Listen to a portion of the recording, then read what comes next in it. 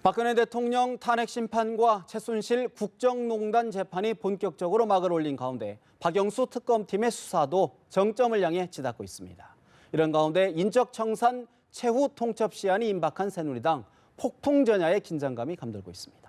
장성호 건국대 교수, 김관옥 개병대 교수, 김미연 RN서치 소장 세 분 모셨습니다. 어서 오십시오. 네, 안녕하세요. 말씀드린 대로 새누리당 임명진 비대위원장 친박 핵심 의원들을 상대로 최후 통첩한 인적 청산 시한이 바로 오늘입니다. 이정현, 정가윤 의원의 탈당에 이어 소속 의원 절반이 백지 위원장을 제출했지만 만만치 않아 보입니다. 먼저 임명진 비대위원장 이야기 먼저 들어보시겠습니다. 만약에 서청원하고 최경원 의원이 끝까지 탈당을 안 하신다고 하시면 어떻게 하실 계획이신 건지. 시간이 많이 남았는데 뭐 충분히 봐야죠. 난 잘 될 거로 생각합니다. 인적 쇄신만의 문제가 아니라 이 최소한도의 당무가 진행이 될 수 있도록 오늘은 최소한의 당무를 집행하기 위한 정도의 비대위 그거를 구성하는 거예요. 임명진 비대위원장 시간이 많이 남았다, 잘 될 것이다 라고 전망을 했지만 잠시 뒤 있었던 상임전국위원회에서 비대위원 추천이 사실상 무산이 됐습니다. 김 교수님, 일각에서는 친박 핵심층의 반란이다, 조직적인 비토가 있었다, 이런 분석이 나오는데 어떻게 진단하시죠? 그렇죠. 이제 전국 상임위에서 정족수 미달로 이제 무산이 된 건데 이거는 실세들이 움직이기 시작했다. 지금 굉장히 친박들이 조직적입니다. 그리고 이제 이 상황에서 탈당을 안 하겠다는 것을 지금 서청원 의원과 최경환 의원이 분명히 했거든요. 그러니까 배수진을 쳤기 때문에 어떤 형태로든 지금 비대위 구성하는 것을 막겠다고 선언한 것이나 마찬가지죠. 이런 과정에서 사실상 이제 무산시키는 과정에서 더 이상의 어떤 임명진 비대위원장이 주도권을 못 잡게 하는 그런 장면을 여기서 만들어냈다. 예. 그런데 이제 40명 같은 경우는 이제 지금 탈당계를 위임한 거 아닙니까? 거죠. 근데 예. 이 분들은 결국에는 어떤 생각이냐면 결국에는 위임해가지고 나중에 이거를 다시 반려받음으로 해서 일정 부분 지금의 상황에서의 책임에서 면책을 받는 그런 과정으로 이제 생각할 수 있기 때문에 충분히 이제 낼 이유가 분명히 있었던 거죠. 그런데 나머지 또 한 50명 정도 절반의 의원들은 사실상 최경환 의원이라든가 서청원 의원이 어떻게 나올 것이라는 것을 아는 거죠. 저 사람들은 절대 당의 주도권을 줄 사람들이 아니다. 주도권을 다시 회복할 것이고 당은 그 사람들에 의해서 주도될 것이기 때문에 관망하는 것이 필요하다. 이런 것들이 지금 이어져 온 거고 오늘 전국 상임위는 결국에는 그 대결적인 어떤 장면에서 나온 결과물이다라고 볼 때 사실상 임명진 위원장의 어떤 이 사퇴 예. 그쪽으로 이제 방향이 잡혀가는 그리고 그것과 연결돼서 상당 부분의 어떤 충청권 의원들의 어떤 제2차 탈당 네. 이런 것들이 이제 예고되는 장면이 아닌가 그렇게 생각을 합니다. 사실 이제 친박계 의원들 거취에 관해서는 백지 위원장을 제출하고 비대위는 부결시키고 일각에서는 이거 뭔가 모종의 거래가 있는 것 아니냐라는 의심을 살 수밖에 없는데 장 교수는 어떻게 보시는지요? 이게 노이즈 마케팅일 수가 있겠습니까? 저는 이렇게 짜고 치는 것 치고는 너무 심하게 하는 것 같다. 그리고 말이 지금 막말 수준 이상으로 지금 하고 있지 않습니까? 네. 그래서 어쨌건 새누리호가 진퇴양난의 국면이 끊임없이 계속되고 있구나 이렇게 저는 생각을 합니다. 이 임명진 비대위원장이 오늘 상임전국위에서 총 52명인데 네. 이 중에서 26명 이상이 와야지 의견 종족수가 되지 않습니까? 그러나 2명이 부족해서 오늘 회의가 부결이 됐고 무산이 된 거 아닙니까? 네. 그러면 임명진호도 치명적인 타격을 입을 수밖에 없고 비대위원장의 가장 큰 것이 인적쇄신을 통한 당의 개혁 그리고 정책을 통한 당의 개혁을 서포트하는 그 두 가지 임무가 일단은 무산됐다 이렇게 봅니다. 애초에 임명진 비대위원장이 의혹에 앞서서 너무 인적 청산에 매몰돼서 특정인을 지정해서 그렇게 한다는 것은 우리 정당사를 보면 일찍이 없었던 그런 것이고 특히 이 백지 위임장 같은 건 저는 비판적으로 제가 볼 수밖에 예. 없는 것이 어떻게 보면 당내 민주화라든가 정당의 민주화에 저는 반한다고 봅니다. 어떤 당 대표한테 위임장을 줘서 이 국회의원의 목을 어떤 당 대표, 비대위원장한테 모든 것을 맡긴다는 것은 이것은 국민에 대한 저는 모독이다 이렇게 생각을 하기 때문에 네. 이런 것들은 저는 국민들한테 보기에는 상당히 안 좋다. 그래서 앞으로 백의정군이라든가 이선우태 이런 것이 있지 않겠습니까? 예. 그래서 비대위원장을 하더라도 어떤 절차와 정당성 있는 그리고 당을 완전히 뒤집어 엎기에는 지금 불가능한 구도 아닙니까? 예. 이런 상황에서 새누리당이 조기에 진정시킬 수 있는 방안을 예. 비대위원장을 통해서 그렇다고 비대위원장이 저는 여기에서 또 사퇴를 하면 애초에 수용을 했던 그런 것이 반하기 때문에 사퇴까지는 가지 말고 서로 타협을 해야 된다고 봅니다.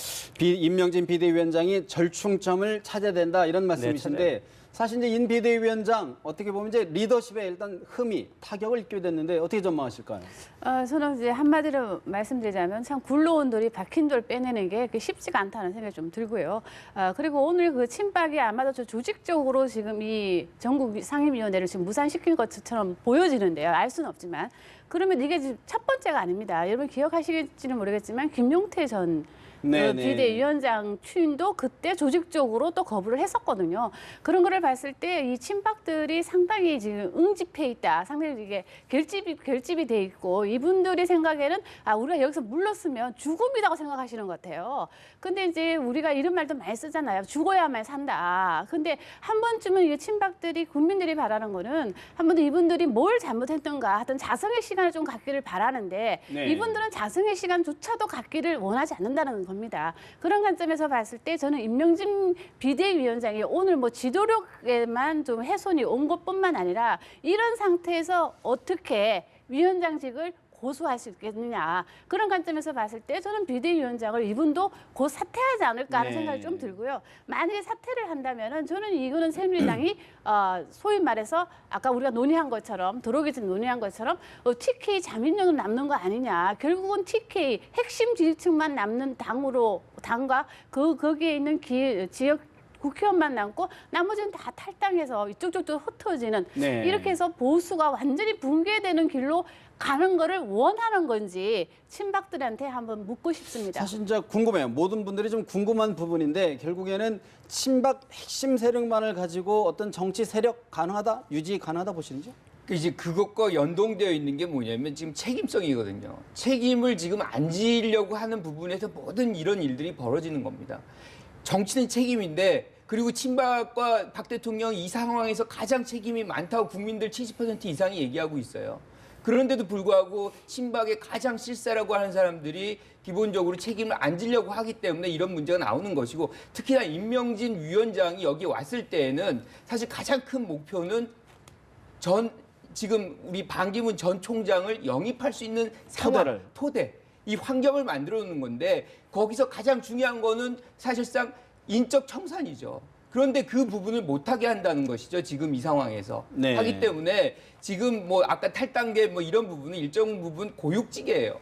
왜냐하면 방법이 없는 거죠. 지금 사실 새누리당이 뭔가 바꿀 수 있는 건 아무것도 없어요. 사실은 어떻게 보면 정당 정치 측면에서 본다 그러면 완전히 사실 붕괴된 정당입니다. 네. 그래서 어떻게 보면 완전히 와해시키고 새롭게 만드는 게 빠른 길일 수도 있는데 어찌됐든 임명진 위원장은 인적 청산을 통해서 그 환경을 만들어 놓고 뭐 그것을 나중에 뭐 이런 어떤 조건을 갖고서 보수당과 보수신당과 뭐 협력을 하려고 하는 그런 계획이 있었는지 모르겠지만 어쨌든 인적 청산을 무리하게 가져가고 그 부분에서 책임을 거부하고 있는 친박계와의 충돌이 이 장면이라고 그렇다면 보는 이제 거죠. 임명진 비대위원장 어떤 선택 카드, 어떤 미래를 구상할까요? 저는 뭐 이 상황에서는 뭐 논란이 좀 유지될 수 있어요. 하지만 기본적으로 지금 말씀하신 대로 굴러 들어온 돌입니다. 굴러 들어온 돌이 할 수 있는 역량이 그렇게 많지 않아요. 그리고 실질적으로 여기서 연계된 부분은 정우택 원내대표 등 충청권과의 연계성인데 이 부분이 어떻게 이제 작동을 하느냐. 그럼 충청권이 여기서 계속 남아 있을 거냐. 그러니까 이것은 반 총장과 연계되어 있는 부분입니다. 그래서 반 총장이 지금 행보를 오늘 같은 경우 보면은 통합 뭐 와서 광주 간다 뭐 이렇게 팽목항 간다 뭐 이런 식의 행보를 잡고 있어요. 광주도 간다. 그렇죠. 이런 장면은 사실 새누리하고 일정 부분 선을 긋고 있는 장면인데 그렇다 그러면 지금 새누리의 어떤 충청계가 계속해서 남아 있을 것이냐. 결국에는 이제 새누리당이 2차 분열 상황으로 이어질 것이다라는 전망이신데 장 교수님 어떻게 보시는지요? 뭐 그럴 시간이 저는 없다고 시간이 봅니다. 부족하다. 바로 대선 국면으로 가면 외부의 적이 나타나면 내부의 분열은 아무것도 아니라고 저는 뭐 과거의 어떤 정치를 보면 그렇고 물론 정치는 책임이고 그러나 정치 책임은 어떤 개인이 재단할 수가 있겠습니까? 어떤 징계위를 지금 열 수가 있겠습니까? 모두가 다 새누리당 의원들은 다 책임이 있는 거 아닙니까? 개혁 보수신당 나간 사람들도 박근혜 정권에 대해서 책임이 있습니다. 지금 보수적인 칼라가 문제가 된 것이 아니고 박근혜 대통령을 둘러싼 어떤 그 최순실 그런 분들에 대해서 어떻게 보면 국정농단이 사실이냐 아니냐 그것이 핵심적인 키워드이기 때문에 네. 보수당의 어떤 정체성에는 저는 이상이 없다고 봅니다. 다만 책임은 선거를 통해서 하기 때문에 지금 직후의 선거는 네. 대선이다. 그럼 대선에 모든 것이 빨리 들어가기 시작하면 당의 친박이라든가 친이라든가 보수 신당이라든가 이런 것이 의미가 있겠습니까? 보수 계열은 하나로 뭉칠 가능성이 있고 야권도 야권 나름대로 연합에서 하나로 뭉칠 가능성이 상당히 크고 그럼 분당 가능성, 2차 분당 가능성에 대해서는 어떻게 전망하십니까? 2차 분당 가능성은 저는 별로 없다고 별로 봅니다. 없다. 지금 이미 개혁보수신당을 뒤따라 나가는 새누리당이 벌써 연초에 10명이라고 그러는데 아직은 그런 움직임도 없고 그것은 개혁보수신당이 생각만큼 국민들한테 뜨거운 어떤 화두를 던지지 못했고 상투적인 거 아닙니까? 따뜻한 보수 그리고 안보는 깨끗한 보수. 깨끗한 보수 이런 식으로 한다는 것은 그건 기존의 새누리당이 해왔던 것이 아니겠습니까? 그리고 최근에 의원들 어떤 그 재산 네. 관련해서 봤을 때는 개혁보수신당이 재산이 가장 많지 않습니까? 이런 것도 상당히 부정적인 영향을 끼칠 것이고 지금 또 반기문 사무총장이 들어오는 이 상황에서 네. 국회의원은 3년 뒤에 선거가 있는데 지금 움직일 필요가 없다. 네. 이렇게 보는 의원들이 상당히 굉장히 많을 것 보수적으로 보시는데 우리 김 선생 어떻게 보시나요? 저는 일단 그 개혁 보수 신당의 지지율이 향후 어떻게 나오냐에 따라서 저는 뭐 분당이냐 탈당이 새누리당에서 이루어지지 않을까 좀 생각을 하는데요. 예. 지금 나오고 있는 여론조사 결과를 종합해 본다면 한 자리 숫자에 지금 머무르고 있거든요. 그렇죠. 지금 말씀하신 대로 폭발력이 없다고 하는 거는 그 탈당을 좀 유보하는 층 새누리당 의원들한테는 좀 더 생각할 수 있는 그런 시간적 여유를 주는 게 아닌가 생각이 좀 들고요. 예. 저는 또 한 가지 개인적으로 의문이 드는 게 이 지금 지금 말씀하신 대로 국회의원 선거 지금 3년 남았습니다. 그런데 왜 서청원 의원과 특히 서청원 의원은 탈당을 하는 거에 대해서 그렇게 두려움을 갖고 있느냐. 예. 잠깐 뭐 당을 위한다는 정신, 선당 후사의 정신으로 잠깐 당을 탈당했다가 다시 돌아올 수도 있는 이런 상황임에도 불구하고 왜 탈당을 하지 않느냐 하는 그 부분에 이게 지금 핵심인데요.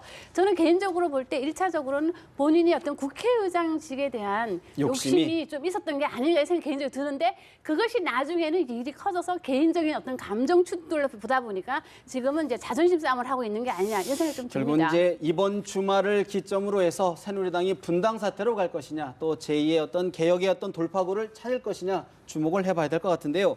더불어민주당 문재인 전 대표 어제 청와대와 검찰, 국정원 등 3대 권력기관에 대한 대대적인 수술에 나서겠다고 이야기를 했습니다.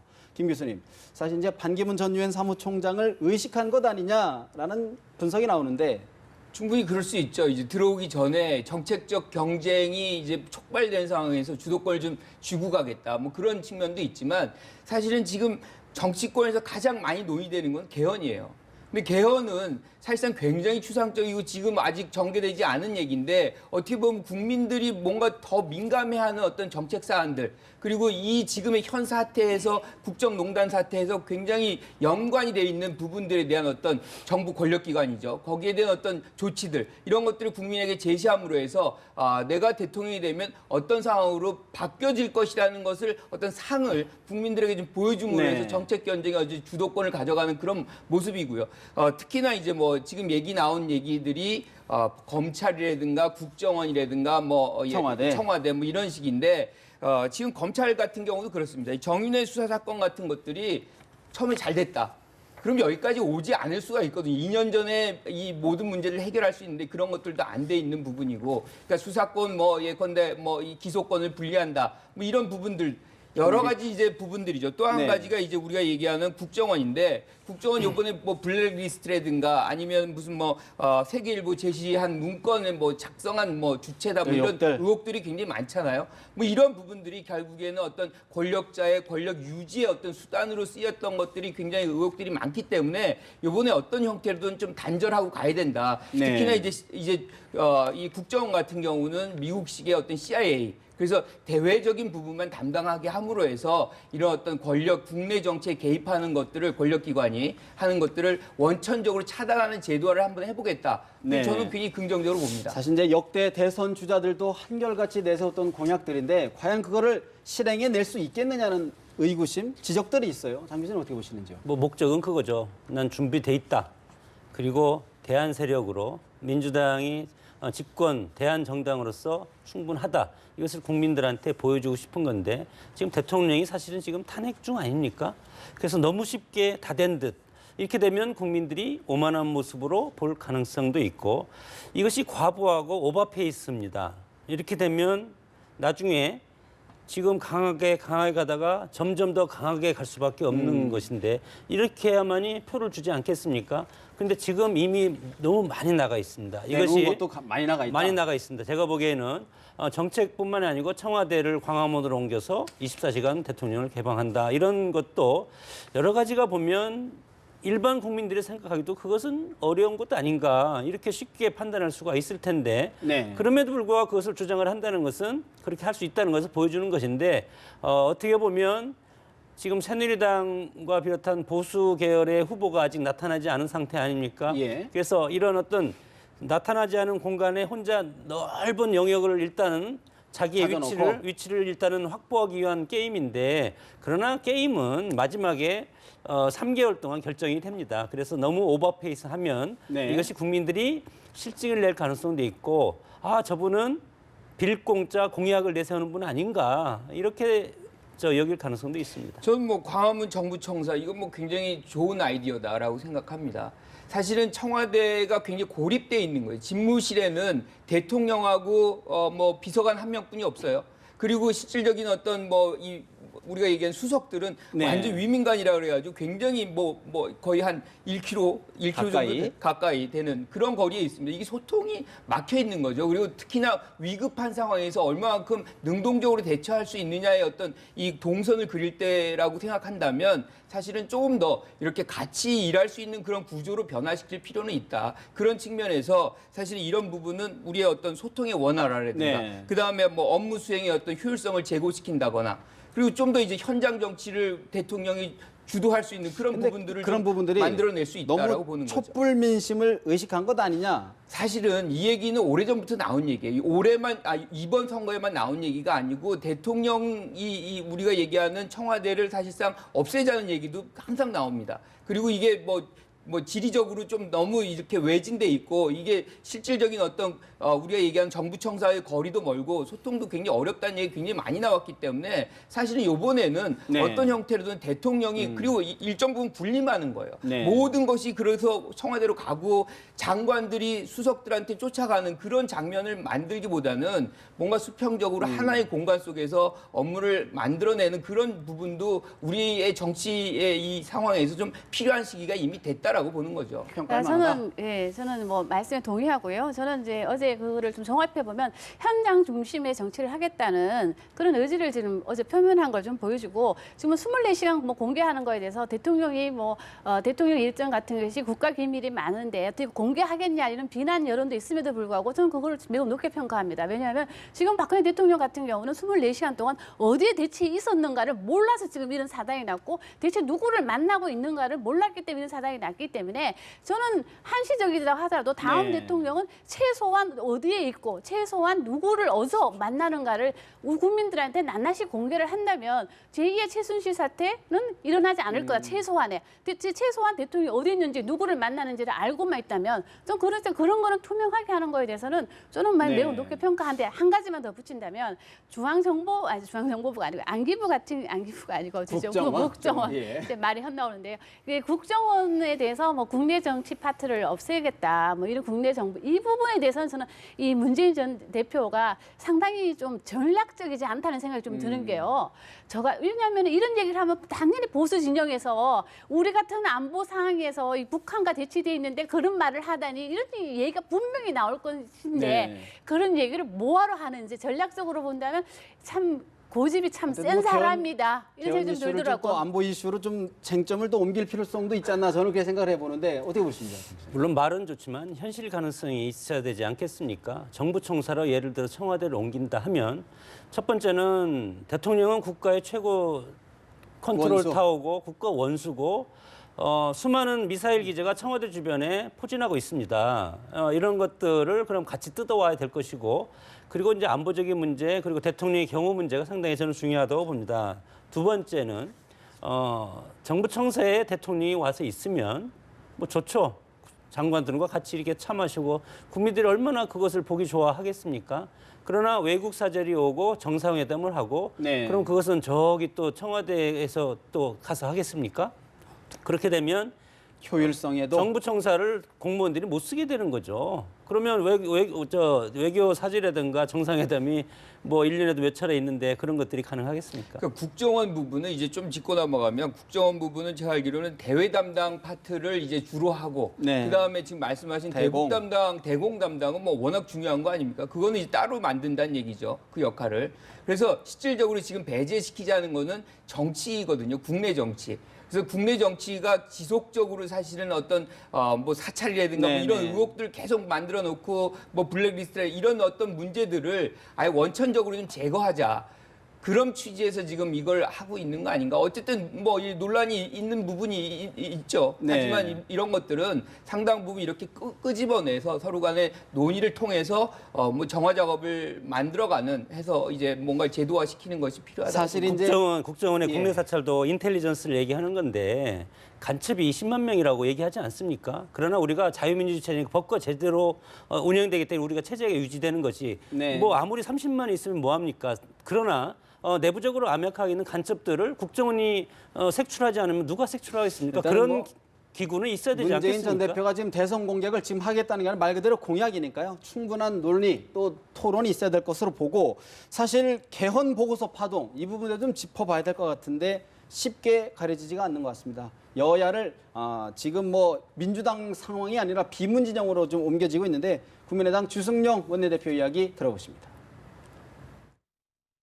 개파, 친문, 친노, 패권주의의 민낯을 보는 것입니다. 이 개헌 보고서를 만들어 가지고 소위 친문의 의원님들끼리만 공유를 했다는 것 자체가 이건 전체적인 그 의원들의 의견을 들은 것이 아니고 문재인 대표는 본인은 몰랐다. 이게 저는 말이 안 된다고 생각하고 대선 주자로서의 책임지는 자세가 아니다. 대선이 끝나고 나서 개헌을 하자는 것은 개헌의 부정적인 것입니다. 막상 대통령이 되고 나면 이제 개헌에 신경 쓸 여력이 없습니다.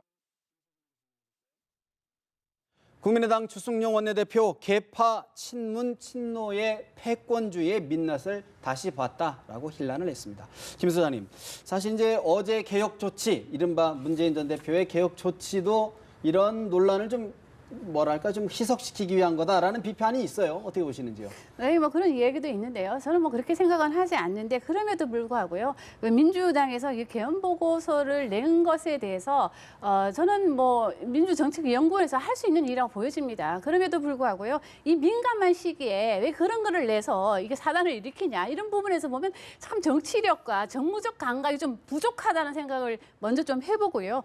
그리고 저는 개헌은 국민적 공감대가 필수다. 공감대 없이 어떻게 개헌을 정치권인 사람들만 모여서 뚝딱뚝딱 할 수 있는 문제는 아니다. 네. 그런 관점에서 봤을 때 만일에 조기 대선이 이루어진다면 이 개헌을 하기에는 시간이 좀 부족한 게 아닌가 하는 걸 좀 개인적으로 좀 생각을 하거든요. 그리고 그동안 나타나고 있는 여론조사 결과를 보더라도 이 최순실 게이트 전에는 이 개헌에 대한 어떤 의지들이 상당히 높았는데 네. 시간이 지날수록 개헌은 좀 더 생각을 하고 대선 이후로 하는 게 좋겠다는 의견이 좀 나오고 있기 때문에 그런 걸 종합해 봤을 때 지금 국회의원들은 솔직히 말씀드리면 이 친문 계열을 제외한 나머지 분들은 마음이 급한 것 같아요. 어떻게든 간에 이 문재인 전 대표가 이 대권을 잡는 거에 대해서 뭔가 좀 뒷다리를 좀 잡고 싶다는 그런 욕망이 어떤 개헌을 통해서 지금 분출되고 있는 게 아닌가 이런 오해를 국민들이 할 수도 있다는 네. 거예요. 그러니까 그런 관점에서 본다면 정말 이 개헌을 정치권이 정말 자기들의 어떤 당파와 이익에 관계없이 정말 오로지 국민들을 위해서 이 개헌을 한다고 하는 그런 생각을 국민들한테 지금 심어줘야 되는데 네. 지금 흐르고 있는 분위기를 보면 그런 것보다는 본인들의 이익을 위해서 지금 개헌을 하려고 하는 게 아니냐. 전략적 접근 아니냐 그런 이런 생각이 좀 분석이신데 민주정책연구원이 문재인 대표가 가지고 있는 개인적인 연구원이라면 상당히 가능하고 그리고 민주당도 마찬가지로 집권이 목표 아니겠습니까? 사실은 집권하려면 그렇게 해야 됩니다. 지금 이 정책 보고서에 있는 대로 하면 민주당 문재인 대표가 대통령이 될 겁니다. 그러나 아직 대선 국면이 시작되지도 않고 아직 대선 날짜도 언제 될지 유동성이 상당히 크지 않습니까? 이런 상황에서 민주당이 문재인 대표 세력만 있는 것이 아니고 비문들도 상당히 섞여 있지 않습니까? 예. 김종인 전 비대위원장부터 시작해서 이런 상황에서는 상당히 부적절했다. 그렇게 봅니다. 자, 이 개헌 보고서가 민주정책연구원이죠. 이 내용을 보면 중요한 것도 그렇게 많지 않습니다. 분석도 굉장히 평이해요. 이것을 문제가 되는 것은 사실상 민주당의 이 대선 퍼스펙티브에서 보는 것이 아니고 문재인 전 대표를 중심으로 해서 저 후보라는 것을 전제로 해서 이것을 만들었기 때문에 지금 논란이 이루어지고 있는 것이거든요. 지금 우리가 뭐 짧게 얘기하면 사실은 선거를 할 때 자기가 잘해서 당선되는 경우가 별로 많지 않습니다. 남이 못해서 상대적인 어떤 이득을 보는 경우인데 이런 것이 아까 말씀하신 대로 뭔가 뭐 잘 보이려고 뭐 이렇게 하다가 결국에는 오히려 손해를 보는 이런 장면인데 개헌이란 건 어떻게 보면 굉장히 중요한 사안이고 예. 이것이 뭐 정치권에서 몇 명이 할 수 있는 사안이 아닙니다. 굉장히 큰 흐름 속에서 가야만 하는 것이기 때문에 사실 이런 보고서가 큰 역할을 할 수가 이 없어요. 흐름이 그럼 어떻게 정리될 것으로 보시는지요? 저는 뭐 개헌 어떤 보고서. 형태로든 여기서 민주정책연구원장이 지금 사퇴를 했죠. 네. 그리고 이 부분에서는 어떤 형태로든 뭐 추 대표부터가 명확히 하고 이런 부분에서의 어떤 비판을 받아들이는 수밖에 없다고 봐요. 사실 이제 그럼에도 불구하고 문재인 전 대표에 대한 지지세가 공고해지는 양상인데 오늘 여러 여론조사 보니까 오차범위 밖에서 선두를 유지하는 것으로 계속 나오고 있습니다. 우리 김 소장님, 이제 여론 전문가시는데 이런 흐름, 이런 여론을 좀 어떻게 보고 계시는지요? 이게 문재인 전 대표가 그 촛불 전국 이전만 하더라도 20% 초반 박스권에서 정체되는 흐름을 보여왔었는데 12월 달 들어서부터 지지율이 지금 상승하기 시작해서 저희들이 어제 네네. 발표한 마지막 조사에서 보면 32.2%가 나왔습니다. 반기문 전 총장이 21.3%에 불과하네요. 그래서 양 후보의 격차가 두 자릿수 숫자로 10%가 넘는 걸로 나왔거든요. 그런 거를 봤을 때 문재인 전 대표가 지금 말씀하시듯 일강 독주 체제를 좀 구축하고 있는 거 아니냐 이런 생각이 좀 듭니다. 그럼에도 불구하고요. 여론이라는 것은 가변성이 매우 큽니다. 가변성이 매우 크고 지금 그래도 뭐 조기 대선을 하더라도 시간은 많이 남아 있고 그리고 반기문 총장이 아직까지는 문화에 들어오지 않은 상태이기 때문에 네. 또 반 총장이 들어오면 또 이 지지율이 어떻게 변화될지 모르기 때문에 지금은 어쨌든 간에 흐름상으로 보면 문재인 전 대표가 상당히 유리한 국면이긴 하지만 이걸 가지고 자만하기에는 아주 좀 빠르다 이런 생각이 좀 듭니다. 사실 이제 반기문 전 총장 이제 12일 날 귀국한다는 거 아니겠습니까? 본격적인 정책을 할 텐데 장 교수님 보시기에 어떤 부분들이 지지율 반등의 어떤 계기가 될까요? 지금 반기문 사무총장의 지금 떠나면서 멘트를 보니까 모두가 내 편이라고 착각을 하지 않나. 지금까지 역대 대통령 후보 나왔다가 낙마하신 분들이 좋은 말만 다 하고 뭐 정파적 갈등 없이 모두가 화합하고 통합해서 앞으로 나가자. 그런 건 좋은데 일단 네. 들어오면 50% 싸움 아니겠습니까? 51% 싸움인데 이렇게 봤을 때 지역과 정책과 지지계층을 명확하게 들어와서 일성으로 하지 않으면 어떻게 보면 모두가 다 좋아하는 사람이면 모두가 다 싫어할 수도 있지 않겠습니까? 이런 것들이 한국의 정치고 갈등의 요소가 상당히 반 지배하는 전 총장의 확고한 지지층은 어디라고 보시는지요?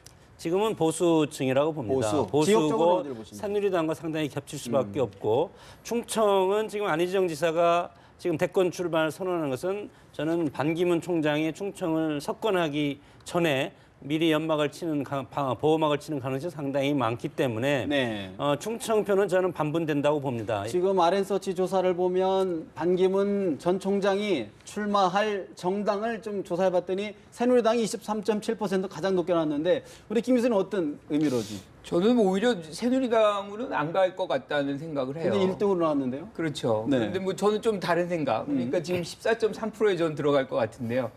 무슨 얘기냐면 이 지금 뭐 새해에도 박 대통령이 전화를 안 했죠. 그리고 또 한 가지가 일정 부분 선 긋는 장면들이 계속 나옵니다. 이거는 기본적으로 새누리당에게는 이제 새누리당으로 가진 않을 것이다. 그리고 지금 뭐 특정 정당으로 갈 것 같지는 않아요. 오면은 본인 중심의 어떤 그런 것들을 만들어가면서 인적 구조를 만들어가면서 이 보수신당과 국민의당을 협력체로 이끌어가는 그래서 제3지대에서 모아서 그 큰 힘으로 문재인 전 대표 한번 이 승부를 겨뤄보는 네. 그런 것을 이제 이 꿈꾸는 것 같은데 중요한 거는 굉장히 정치 공학적이거든요. 뭔가를 더하기 이게 지금의 이 지지율의 정체성과 저는 연결돼 있다고 봅니다.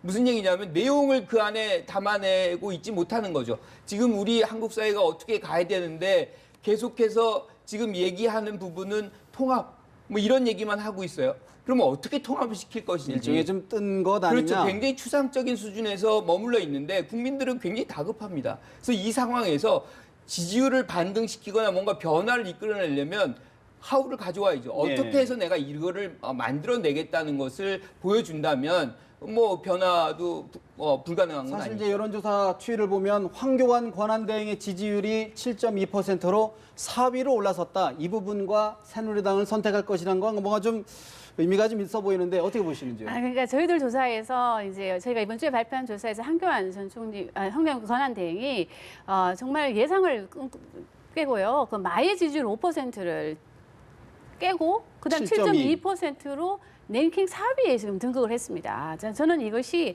아마도 그 반기문 전 총장이 그 12월 말에 불거진 그 23만 불 그 수수 의혹 때문에 새누리당 지지층에서 이러다가 좀 힘들어지는 거 아니냐 하는 이런 견제 심리가 좀 생기는 게 아니냐. 그러다 보니까 대항마로 지금 황교안 총리 권한 대행한테 좀 몰린 게 아닌가 생각이 좀 드는데 아까 말씀하시기를 반기문 전 총장의 지지율은 뭐 새누리당 지지층하고 매우 겹친다는데 맞습니다. 그 중에서도 박근혜 대통령을 지지했던 층하고 상당히 겹치는 거거든요. 그런 관점에서 봤을 때 지금 당장 돌아와서 그동안 이분이 한 3년 동안 보여준 행보를 보면 박근혜 대통령하고 상당히 지금 좋은 관계를 유지해 왔었는데 이제 돌아와서 반기문 전 총장이 박근혜 대통령하고 위기에 빠진 박근혜 대통령하고 성급히 하는 모양새를 보인다? 등 돌린다. 핵심 지지층에서는 어떻게 생각할 것인가 이것도 좀 생각을 해봐야 되는 그거는 거거든요. 2등을 할 수 있지만 본 게임에서 1등을 할 수 있을까요? 본 게임에서는 그러니까 지금 문제가 뭐냐면 이분은 지금 확실한 지지층이 없어요. 지지층이 없는데 지지층이라고 할 수 있는 사람들은 바로 새누리당의 정통적인 지지층, 바로 TK와 60대 이상 그리고 줄곧 새누리당을 찍고 왔던 1번을 찍고 왔던 사람들이란 말이에요. 근데 이분들에는 그래도 박정희 전 대통령의 향수와 그리고 플러스 박근혜 대통령에 대한 어떤 애절함도 지금 동시에 갖고 있거든요. 예. 그런 관점에서 봤을 때 이분이 당장 내려와서는 나 그동안은 좀 그랬는데 이제 와서는 난 모른 척한다. 저는 이렇게 되면 이분의 지지율은 흔들릴 수밖에 더 없다는 떨어질 수 것이다. 있다. 그렇기 때문에 지금 아까 말씀하신 대로 이제 와서 누가 선 긋고 그리고 그동안 야권에서 비판했던 뭐 봉합마을도 뭐 방문하지 않았지 않느냐는데 이제 와서 봉합마을 가고 누구한테 새해 인사드리고 이렇게 나오는 거는 정무적으로 지금 아주 않다. 잘못하고 있다. 자기 정체성을 확실히 해야 그렇죠. 된다. 그런 관점에서 봤을 때 저는 이분이 돌아오셔갖고 어떤 메시지를 던질지는 모르겠지만 저는 앞으로 갈 길이 만만치 않다고 저는 평가합니다. 험난하다. 어떻게 보시는지요? 너무 교과서적으로 하면 실패할 수밖에 없습니다. 파괴적으로 해야지 대통령 권력을 변칙을 구사해야 된다. 변칙은 아니고 파괴적으로 한다는 건 변칙이 아니고 내가 갈 수 있는 길을 명확하게 제시를 하고 가야지 모두가 좋은 것은 색이 없는 거 아닙니까? 색이 없으면 무색무취하고 그러면 대중들이 이분에 대한 신비감을 느낄 수가 없습니다. 그래서 황교안 대통령 권한대행 지지율이 7.2% 나온 것은 보수층에는 상당히 큰 파란 신호다. 이렇게 보고 황교안 권한대행과 그리고 반기문 전 유엔 사무총장이 들어와서 새누리당을 벗어난 반기문 유엔 사무총장은 생각할 수가 없습니다. 네. 기존 새누리당의 반기문 사무총장을 지지하지 않으면 반기문 사무총장은 대통령이 될 수가 없을 겁니다. 이런 상황에서 마지막에 빅 이벤트로 황교안 권한대행 그리고 지금 반기문 유엔 사무총장이 네. 마지막에 보수 후보를 놓고 결선 투표를 하는 여론조사를 통해서 하던 이런 경쟁을 하면 상당히 큰 시너지 효과 플러스 흥행 카드도 될 수 있다. 예, 보수 지지층이 상당히 결집할 수 있는 그런 모멘텀이 될 가능성이 크다고 봅니다. 저는 왜냐하면은 그 서청원 의원이 이렇게 탈당을 하지 않는 거에 대해서는 한교안 총리 권한 대행의 어떤 지지율 상승하고 좀 연관이 있지 않을까 저는 개인적으로 그런 판단을 합니다. 왜냐하면은 어찌됐든 간에 이 그 반기문 총장이 12월 말부터 보여준 어떤 행보를 보면 새누리당 쪽으로 안 올 거라는 생각이 들거든요. 그런 관점에서 봤을 때는 한교안 총리 권한 대행이 이렇게 지지율이 상승한다면 지금 말씀하신 대로 여권에서 소위 야당에서 맨날 쓰던 어떤 후보 단일화 여론조사도 할 수 있고 그런 관점에서 본다면 반기문 전 총장이 오지 않더라도 우리는 한교안이라는 네. 신상품이 있다. 이런 생각을 하기 때문에 당은 지켜야겠다. 이런 생각을 하시는 게 아닌가 이런 생각을 해봅니다. 그런 차원에서 보면 민주당 의원들의 방중 문제, 사드 배치를 둘러싼 논란이 또 한 번 보수층의 결집을 가져오는 것 아니냐라는 분석이 나올 만한데 새누리당 안상수 의원의 이야기 잠시 들어보십니다. 혈맹인 미국이 방어용 시설을 배치하는 면에 대해서 우리 모두 다 알고 있는데 결국은 중국의 홍보 논리에 이용당하는 이런 결과가 되었습니다. 트럼프 정부가 출발하게 되면 새로운 질서를 형성해야 되는 대상이 중국입니다. 다시 한번 개탄을 금치 못하고 민주당, 특히 문재인 후보는 이런 점에 대해서 명명백백하게 앞으로 국민들한테 어떻게 할 것인지를 밝혀야 될 때라 봅니다. 안상수 의원, 민주당의 4대 외교 분노한다. 문재인 전 대표 입장을 밝히라라고 이야기를 했습니다. 어떻게 보십니까? 대선 앞두고 색깔 이념 공세 강해질까요? 격해질까요? 뭐 이게 사드 외교가 뭐 이거가 뭐 4대 외교다. 뭐 이렇게 뭐 이 매국 외교다. 뭐 이렇게 얘기할 건 아니라고 봅니다. 왜냐하면 지금 상황이 어렵고 뭔가 정부가 잘 주도하고 뭔가 역할을 한다 그러면 사실 갈 필요도 없어요. 그런데 어떤 형태로도 지금 사드 문제로 우리가 지금 중국으로부터 보복을 당하고 있는 거 아닙니까? 네. 그런데 문제는 뭐냐면 여기서 결국 외교도 정치거든요. 그러니까 양보 획득이 있어야 되는데 획득이 거의 안 나타난 거죠. 그러니까 실질적으로 지금 방중을 한 그 외교 의원단이 결국에 얻은 것이 무엇이냐. 그런 측면에서 본다면 사실 뭐 비판은 어느 정도 받을 부분이 있죠. 하지만 이걸 모든 걸 이념적인 어떤 잣대로 될 필요는 없는 겁니다. 그래서 지금 가장 중요한 것은 항상 의원 외교가 가질 때에는 초당적인 어떤 행위를 하는 것이 가장 바람직해요. 이 문제는 어느 나라나 마찬가지입니다. 그래서 외교에 네. 있어서는 지금 한 당이 가는 것은 사실 바람직하지 않고 오히려 다른 당들과 한꺼번에 갔을 때 무게감도 더 들고 중국이 느끼는 어떤 부분도 그래야만 이제 그쪽에 중국도 갈라치기 압박을 좀 못하는 느끼고. 그렇죠. 갈라치기 못하는 그런 부분도 있거든요. 근데 또 한 가지 우리가 이 부분에서 또 얻은 것 중에 하나는 중국의 스탠스가 결국에 어떻다는 건 분명히 우리가 확인할 수 있었어요. 중국의 입장을 확인한 거는 적자만 큰 성과다. 어떻게 보시는지요? 저는 시기적으로 좀 적절하지 않다. 우리나라가 어쨌든 간에 지금 뭐 최순실 게이트로 지금 상당히 지금 국격이 지금 이런 상태에서 방문을 해서 그런 외교 행보를 보이는 거에 대해서는 저는 시기적으로 매우 적절하지 않다고 생각을 하고 다만 그 자리에서 북한 핵에 대해서 네. 정말 우리의 입장을 제대로 잘 전달하고 설득하려고 노력했는 그런 성과가 있다면 모를까. 그렇지 않다면 저는 시기적으로 매우 부적절한 방문했다 참 생각합니다. 동북아 정세가 좀 급변하게 전환되고 있는 지적을 해주시는 분인데 장 교수님 어떻게 마무리해 주시죠? 보도에 보면 뭐 중국 가서 사드에 대한 설명만 듣고 왔다는 거 아닙니까? 외교 안보 문제는 정치 흥정의 대상이 될 수가 없습니다. 정말 우리가 앞으로 북한 핵을 비롯한 미국의 신정부 트럼프 정부가 들어섰을 때 북한 핵이 상당히 미국이 어떤 군사적 행동을 할 가능성도 있지 않겠습니까? 예. 이런 상황에서 이미 사드는 한미 상호 방위 조약과 한미 동맹 차원에서 이것은 결정이 된 사항이고 외교적으로 이것을 안보적으로 또 이것을 우리 내부적으로 불협화음을 한다면 결코 우리의 어떤 한미 동맹이라든가 이런 거에는 큰 마이너스 될 가능성이 크기 때문에 조심해야 된다고 봅니다. 방중 의원단이 사실은 보복하지 마라 뭐 네. 이런 얘기 했다는 거예요. 그리고 이제 역할도 이제 북핵 얘기도 좀 했었던 것이고 그런데 그것을 실질적으로 이렇게 부각시키지 못한 것도 결국엔 의원단의 책임인 것이죠. 알겠습니다. 사실 지금 속보로 남아하는 것처럼 한일 관계도 새로운 국면에 접어드는 것 아니냐는 우려가 남고 있는데 동북아 정세 주시해야 될 것 같습니다. 지금까지 김관욱 계명대 교수, 장성호 건국대 교수, 김미연 RN서치 소장과 정치현안 짚어드렸습니다. 세 분 말씀 잘 들었습니다.